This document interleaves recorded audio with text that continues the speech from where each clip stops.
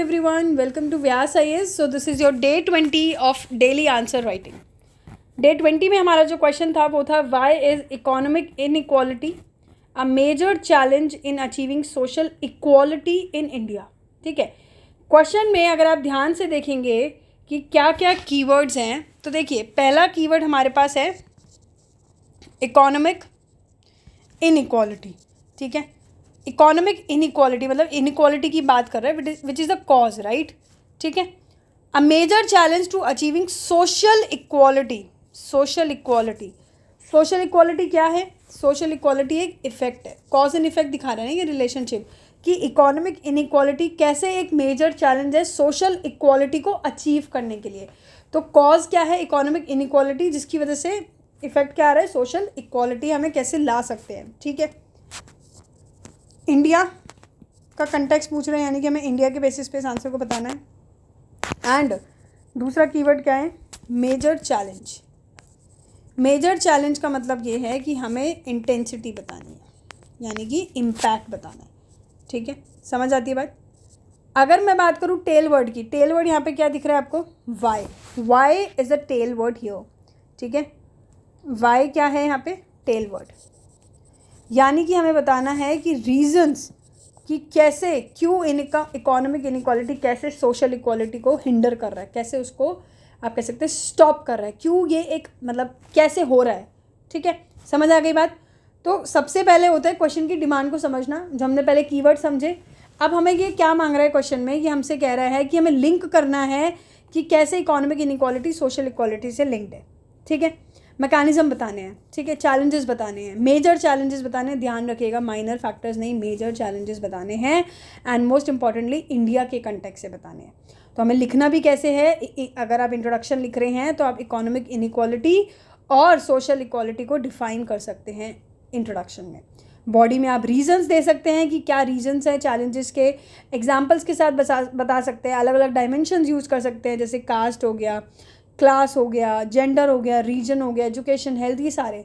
और कंक्लूजन में हम बता सकते हैं कैसे इकोनॉमिक गैप कम किया जा सकता है और हम सोशल इक्वालिटी की तरफ जा सकते हैं. ठीक है, इस तरीके से इस आंसर को बनाना है. अब अगर हम बात करें कि जैसे इंट्रोडक्शन कैसे लिख सकते हैं, तो इंट्रोडक्शन आप इस तरीके से स्टार्ट कर सकते हैं कि इकोनॉमिक इनइक्वालिटी को डिफाइन कर दो कि economic inequality the unequal distribution of income and wealth, it hinders the realisation of social equality. जहाँ पे सारे इंडिविजुअल्स क्या होता है जिनके पास इक्वल स्टेटस है, अपॉर्चुनिटीज़ है, राइट्स है. तो यानी कि हमने इसमें इकोनॉमिक इनइक्वालिटी भी डिफाइन कर दिया, सोशल इक्वालिटी भी, और एक आंसर भी, एक अच्छा इंट्रोडक्शन दे दिया. समझ आई? I repeat again, economic inequality the unequal distribution of income and wealth hinders the realisation of social equality.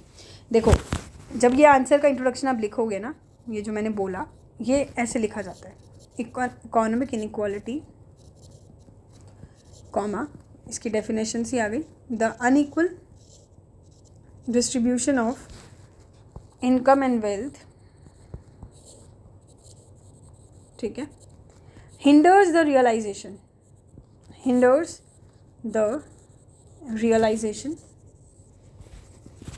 Of social equality. और फिर सोशल इक्वालिटी की एक 4 वर्ड्स में लाइन डेफिनेशन लिख दी कि जहाँ पे all individuals have equal status, opportunities and rights. ये जो लिखने का स्टाइल है ना, कॉमा के अंदर और कॉमा में, है ना, इसको बोला जाता है अपोजिटिव. यही चीज़ें बेसिक टू एडवांस जो हमारा इंग्लिश राइटिंग कोर्स है उसमें सिखाई जाती है कि ऐसे सेंटेंसेस कैसे लिखते हैं, कहाँ लिखते हैं. ठीक है, और भी बहुत सारी चीज़ें सिखाई गई हैं, नाउन ट्रिपलेट्स, एडजेक्टिव ट्रिपलेट्स. तो ये सब चीज़ें हमारे कोर्स में भी है. अगर आपको मतलब स्पेशली सीखनी हो ये सारी चीज़ें, उसके लिए आप हमारे कोर्स के लिए कांटेक्ट कर सकते हैं टीम को. ठीक है, वैसे इसकी टीम को डायरेक्टली कांटेक्ट कर सकते हैं. इवन दो आप राइटिंग करके भी प्रैक्टिस कर सकते हैं अगर आपको कोर्स नहीं भी लेना तो. ठीक है, तो ये हो गई हमारी स्टार्ट. फिर बॉडी में हमें क्या बेसिकली बताने हैं? चैलेंजेस बताने हैं. तो चैलेंजेस आप लिख सकते हैं, जैसे एक्सेस टू बेसिक सर्विसेज की प्रॉब्लम है ना, अनइक्वल एक्सेस है. कास्ट एंड क्लास डिवाइड आप लिख सकते हैं. अनइवन अपॉर्चुनिटीज़ हम लिख सकते हैं. डिजिटल एंड स्किल डिवाइड आप बता सकते हैं. Political and institutional that influence हम बता सकते हैं कि किस तरीके से पॉलिटिक्स का इन्फ्लुएंस है. ठीक है, परपेचुएशन ऑफ सोशल हायरार्कीज आप बता सकते हैं. Limited access to quality education, health care, intergenerational poverty. ठीक है, ये सारे तरीके के पॉइंट्स आप बता के इसको एक्सप्लेन कर सकते हैं. सर्कल में भी आप इसमें चार्ट्स बना के भी बता सकते हैं और एग्जांपल्स दे सकते हैं. एग्जांपल्स में अगर हम बात करें तो आप इंडिया के बहुत सारे एग्जांपल्स इसमें यूज़ कर सकते हैं. फॉर एग्जाम्पल अगर मैं आपको बताऊँ डेटा में कि आप सबसे बड़ा जो बहुत बच्चों ने आंसर्स में आई थिंक लिखा भी है कि टॉप 10% ऑफ द पॉपुलेशन के पास 77% ऑफ द नेशन वेल्थ है, ऐसे डेटा आप यूज़ कर सकते हैं, ठीक है। PFLS का डेटा यूज़ कर सकते हैं, पीरियोडिक लेबर फोर्स सर्वे का, जिसमें आप बता सकते हैं कि 90% ऑफ द इंडियाज़ वर्कफोर्स जो इनफॉर्मल सेक्टर में आज भी जॉब सिक्योरिटी और सोशल मोबिलिटी वहाँ नहीं है, ठीक है। ड्रॉप आउट रेट बता सकते हैं यूनेस्को का जो है कि 40% of the children from the poorest family still drop out before class 10th। Health expenditure में बता सकते हैं कि आउट ऑफ पॉकेट एक्सपेंडिचर हमने देखा था ना कि अराउंड 42% अभी भी लोग हैं जो आउट ऑफ पॉकेट एक्सपेंडिचर कर रहे हैं। एग्जांपल्स में आप बता दो कैसे दलित्स और आदिवासी के साथ लोअर लैंड ओनरशिप है। HDI इंडिकेटर्स उनके बिल्कुल अच्छे नहीं हैं। कोविड के टाइम पे हमने देखा कि डिजिटल डिवाइड देखने को मिला कि जो गरीब बच्चे हैं, रूरल एरियाज़ में बच्चे हैं, पुअर एरियाज़ के बच्चे हैं, पुअर चिल्ड्रन हैं, वो लोग ऑनलाइन क्लासेस ले ही नहीं पा रहे थे, तो कहीं ना कहीं इकोनॉमिक सोशल इनक्वालिटी बढ़ रही थी। जेंडर पे गैप का बहुत बड़ा एग्जांपल हम हर बार लिखते हैं आंसर में। जेंडर पे गैप बता सकते हैं कि इंडियन वुमेन सिर्फ 35% कम कमा रही है मेन से, ठीक है। तो ये सारी चीज़ें हम बता के इस आंसर को बहुत अच्छा बना सकते हैं और बहुत ही शॉर्ट तरीके से लिख सकते हैं, क्योंकि हम इतने दिनों से इसी लाइन में क्वेश्चंस कर रहे हैं, ऐसे ही लाइन में ना, social equality, economic inequality, prejudice, stereotype. तो मुझे ऐसा लगता है कि डेटा आप वही सेम यूज़ कर सकते हो, बस लिखने की स्टाइलिंग बदल रही है। सो इसलिए हम एक ही टॉपिक को लेके इतने सारे क्वेश्चंस पढ़ रहे हैं अभी तक, ठीक है। तो I hope this is clear to you, ठीक है। अब हम मिलते हैं नेक्स्ट डे के साथ। Thank you so much.